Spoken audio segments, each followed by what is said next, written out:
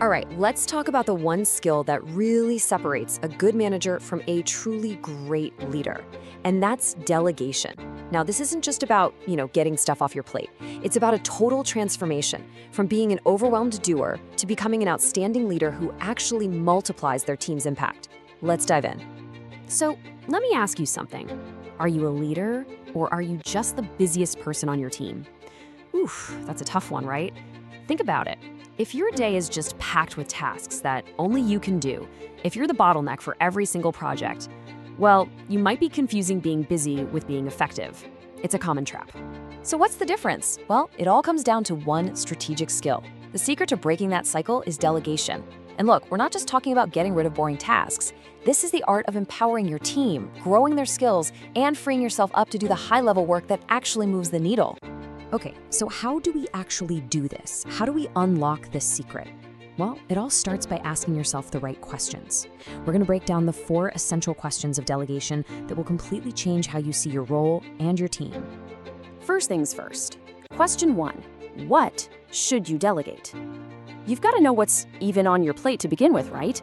Not every task is the same, and figuring out what to keep versus what to hand off is absolutely the first, most critical step. So, what makes a task a good candidate for delegation? The key here, and this is a big one, is to see delegation as way more than just offloading routine work. It's a powerful tool for growth. So many managers instinctively hang on to the interesting, challenging tasks, usually because they're afraid a team member might fail. But here's the thing that might sound a little backwards. Delegating those growth opportunities is literally the only way to scale your team's capability, which in turn scales your own impact. Okay, so you've figured out what to delegate. Next up is question 2. Whom are you gonna delegate to? And let me tell you, the answer isn't always the person with the most free time. No way. This is where the strategy really kicks in. The most effective leaders, they look beyond just who can do it right now. They consider the whole person. Who on your team actually wants to grow in this area? Giving a task to that person is a total win-win. They get some awesome experience, and you make your whole team stronger. You're not just assigning a task, you're making a strategic investment in your people. All right, on to a question that a lot of leaders get wrong. When do you delegate? The classic mistake is to wait until you're completely drowning in work. But delegation shouldn't be an emergency life raft you throw in your sinking. That just leads to rushed, messy handoffs. Real strategic delegation is proactive.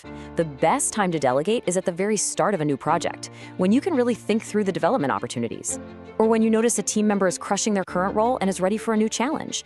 It's all about planning for growth, not just reacting to chaos. And that brings us to the final and maybe the most crucial question of all. How do you actually hand the work over? Because let's be real, a bad handoff is a recipe for disaster. It leads to confusion, frustration, and a result that nobody's happy with. But a great handoff, that sets your employee up for a massive win. This 4-step framework right here, this is your game plan. You start by painting a super clear picture of what done looks like. Then, and this part is so important, you give them the authority and the resources to get there. You're not micromanaging, you're empowering. Setting checkpoints isn't about looking over their shoulder, it's about providing support. And that final step, confirming understanding, it's a simple check that makes sure you're both on the exact same page from day one. Okay, so we've covered the what, whom, when, and how. But the true mastery of delegation goes way beyond just managing tasks. It's about consciously using it as a tool for developing your people.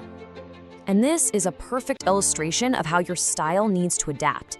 You wouldn't delegate the same way to a brand new hire as you would to your seasoned senior team member, right? Of course not. For the novice, your role is more of a teacher. You're providing structure and clear steps. For the expert, your job is to define the outcome and then honestly, get out of the way. Trust their expertise to deliver something amazing. I love this. Catch people doing things right. It's such a powerful shift in mindset, isn't it? So often, managers are conditioned to spot the mistakes, to find what's wrong. But truly great leaders, they're actively looking for what's going right. When you see a team member step up or nail a new skill, call it out. Reinforce that positive behavior. That's how you build confidence and get more of what you want to see. Let's be clear, delegation doesn't stop the moment you hand off the task. Not even close. The loop is only really closed when you provide clear, constructive feedback on the result. This is where the real learning and accountability kicks in. And look at the pattern here. Whether it's praise or reprimand, it has to be specific. Vague feedback like "good job" or "do better" is basically useless. Instead, say why it was a good job. The way you organize that data made the report incredibly clear for the client. And when you do need to correct a mistake, you focus on the specific action, you do it in private, and you always end by reaffirming your belief in them. So when you put all these pieces together, you can really see the journey. It's about making that leap from just being a manager who directs work to becoming a leader who is a true multiplier of your team's capability and impact. And really, that's what this all boils down to. At its core, every act of delegation is an act of trust. You're not just assigning work, you're sending a powerful message that says, "I believe in you, and I am invested in your growth." That message, that's what turns a group of individuals into a powerful, engaged, and unstoppable team. And so I'll leave you with this final big question to think about.